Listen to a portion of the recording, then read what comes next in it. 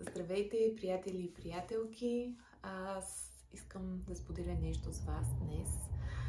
Може би доста от вас се спомнят как миналата година бях много силно въвлечена в събирането на средства за животоспасяващото лечение на едно момченце на годинка тогава, на име Божидар.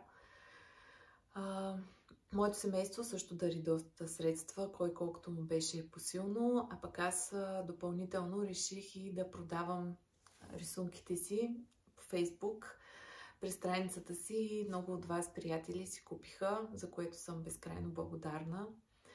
Тогава се зароди в мен идеята как в едно по-спокойно темпо, дори по-провлачено във времето, мога да продължа това нещо, да продавам рисунки с благотворителна цел.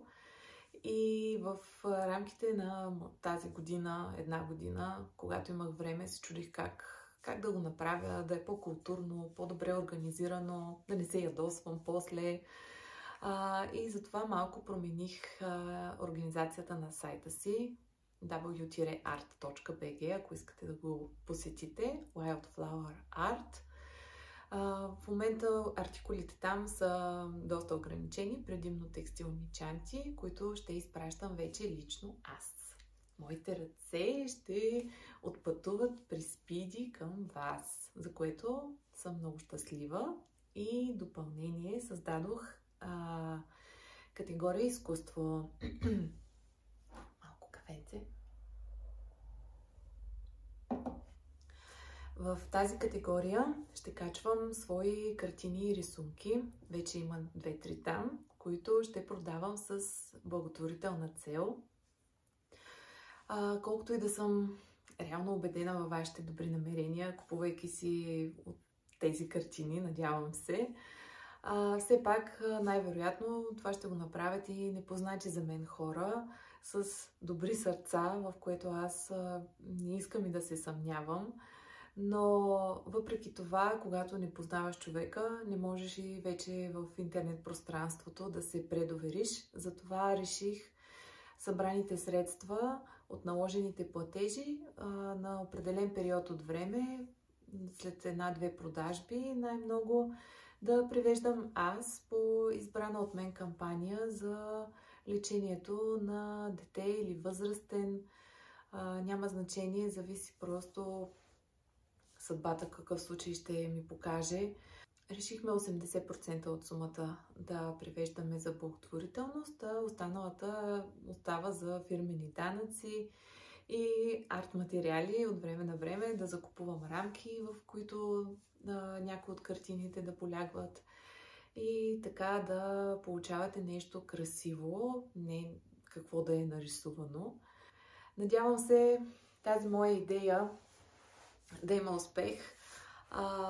Не знам с какво темпо ще мога да рисувам. Децата и техния сън ще покаже.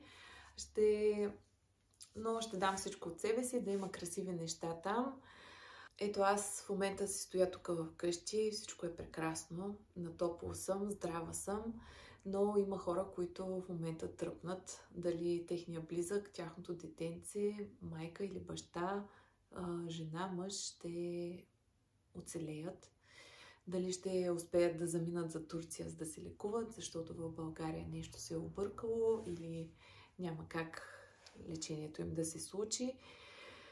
И знам, че аз не мога да оправя света.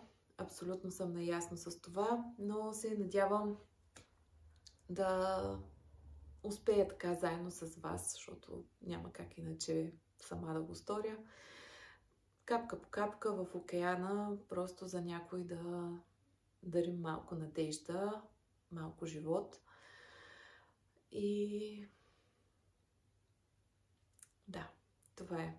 Благодаря, че ме изслушахте. Дано не съм досъдила. И до нови срещи. Ще оставя линкове в описанието, за който иска да разгледа моя онлайн магазин. А закупувайки си някои от другите неща, вие реално ме подкрепяте в моя творчески път.